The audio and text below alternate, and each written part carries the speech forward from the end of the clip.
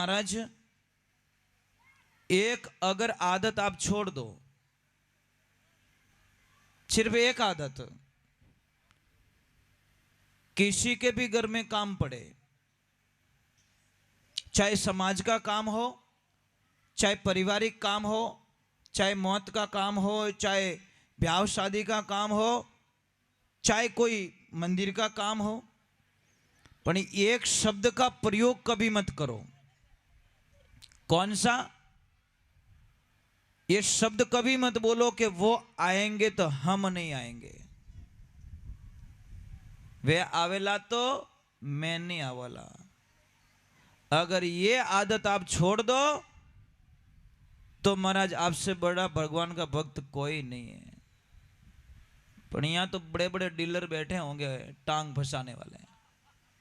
मजाक नहीं करो, नाराज मत हो ना भैया।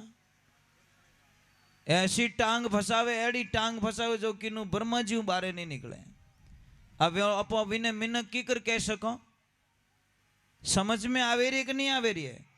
समझ लीजिए, मैं आपको एक बात बताऊं। मारे और वे बा बेटा मोरे दोनों रे लड़ाई चले। अब काम पड़ियो वे बा सारे। अब वे तो यहां नहीं बुलाई, मने ही बुलाई। अब मैं दोनों ओटे ओंटियों खावो, वे कहीं कह देखो महाराज आवेला तो मैं नहीं आऊला, मैं क्यों वे बा आवेला तो ये बापड़ो तीजोड़ो धरो कहीं बिगाड़ी ओ कह दो मने। तो थोड़ो ही अगर मिनकपणो है, थोड़ो ही अगर 1% आप में इंसानपना है तो जिंदगी के अंदर तीसरे के घर में कभी टांग मत फंसाना। महापुरुषों तो मैं प्रणाम करूं, करोड़ बार प्रणाम करूं। अगर 1% भी इंसानपणो रहे अपने आप में तो तीजोड़ा रे घर में कभी टांग मत फंसाई जो।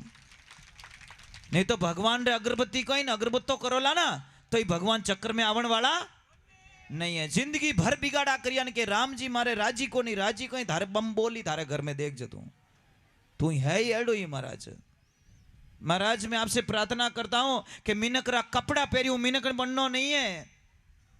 मिनक जेड़ा बोलो मिनक बनना नहीं है, मिनक रा गुण रेवना जरूरी है। अब वो बारे कितना फूटरा दे के रहा। एक छोटी सी बात आपको कहूं कि आपको कोई निमंत्रण देवे और बोले मेरे पास में दुनिया की सबसे महंगी थाली है, उसमें कोहिनूर हीरा जड़ा है और उस थाली में आपको प्रसाद लेना है। अब आपका मन करेगा कि नहीं करेगा? कि नहीं यार मैं भी उस थाली में एक बार खा लूं तो शायद मेरा जीवन बदल जाए। ए बेटा बस नहीं प्लीज। महाराज, अब जैसी वो थाली आई चमाचम कर रही है, बाहर से हीरे जड़े चमाचम कर रही है, सोने की थाली है, पर जैसे ही वो थाली आपके सामने रखी वो थाली अंदर से गंदी थी। अब ईमानदारी से बोलो उसमें प्रसाद लोगे आप? वो आप क्या बोलेगे? भैया अंदर से थाली तो साफ कर ले। वो बोले नहीं नहीं, थाली में बाहर से साफ कर सकता हूं, अंदर से तो ये गंदी रहेगी। भोजन करना है तो कर लो, महंगी थाली इसको साफ करने की क्या जरूरत है? तो वो बोले भैया मैं नहीं खाऊंगा, चाहे तू माटी री हांडी में खिलाई दे तो ही खा ले, परंतु इन महंगी थाली में या गंदी है इनमें मैं भोजन प्रसाद नहीं करूं। उसी प्रकार आप बाहर से कितने सुंदर हो जाना, जब तक ये थाली अंदर से साफ सुथरी नहीं होगी तब तक महाराज जिंदगी में कभी कल्याण होने वाला। लाख कोशिश कर लो महाराज, जिंदगी भर कांच के ऊपर कपड़ा मारते रहे हम, जिंदगी भर दर्पण को साफ करते रहे, पर ये पता नहीं बंदे धूड़ तो थारी मुंडा माते लागोड़ी थी, काच माते नहीं थी। तू यूं काच ने साफ करे फूटरो नहीं दिखू फूटरो नहीं, अने माटी तो अटे सटी ओड़ी थी मुंडा माते, अने काच ने साफ करे भूंडो हुजियो कि नहीं हुजियो? समझ में आ रही कि नहीं आ रही? अब मिट्टी लगी हुई है, यहाँ पे कचरा लगा हुआ है और वो कांच को साफ कर रहा है, तो महाराज उससे बड़ा मूर्ख कौन हो सकता है? इसलिए मैं वंदना करता हूं कि महाराज कांच साफ करने से बेहतर है हमारे विचार शुद्ध कर ले। अब घना ही फूटरा दीको पण मां एने विचार साफ करो तो एक बात रो ध्यान रखो। दूसरे नंबर, कोई भी काम पड़े, समाज रो काम, परिवार रो काम, ये शब्द का प्रयोग कभी मत करो कि मने कहीं पूछियो। अब भोड़ो आदमी कहीं कहला कि जो था करियो जो को सही है, और डैड होशियार कहीं कही मने कहीं पूछियो ले अबे भैर पूछड़ो तू ही पकड़। मैं मजाक नहीं कर रहा हूं। डैड होशियार आदमी न तो भाइयों ने भेड़ा बेवण देवे, न परिवार ने भेड़ो बेवण दे, और न ही समाज ने भेड़ो बेवण दे, और न ही गांव में शांति रेवण दे। ये डैड होशियार रा कौम है। भोलो आदमी कठी बिगाड़ो नहीं करे, क्यों भोलिया ने बिगाड़ो करनी आवी को नहीं। अब डैड होशियार कहीं करी उगेड़ा धोन में बेटो हड़मो करी। अब उगेड़ा धोन में धूड़ो कटो लाऊं भाई, समझ में आवे रही कि नहीं आवे रही। अने भोलो आदमी देखो कटी लिखियोड़ो मिलेला भोला रे भगवान। कटी देखो आप, कटी और शब्द नहीं मिले डैड होशियार रो भगवान। कट मिले नहीं महाराज, ये तो मिलेगा भी नहीं आपको। इन्हें वास्ते महाराज आप हमारी वंदना है, प्रार्थना है कि थोड़े महाराज मिनक पनारो रूप अगर आ जावे तो अपने पाखंड छोड़ना पड़े। एक तो थोड़ी मेरी वंदना है, करो तो आपकी इच्छा है, नहीं करो तो आपकी इच्छा। मुझे जो सही नहीं लगा वो मैं बता देता हूं। एक बात का ध्यान रखना, जो लोग खड़े खड़े पानी पीते हैं उनकी जिंदगी में उन्होंने घोड़ों इलाज कोई नहीं कर सके। घुटनों का जो दर्द होता है ना उसका इलाज कोई नहीं कर सकता जो खड़े खड़े पानी पीते हैं।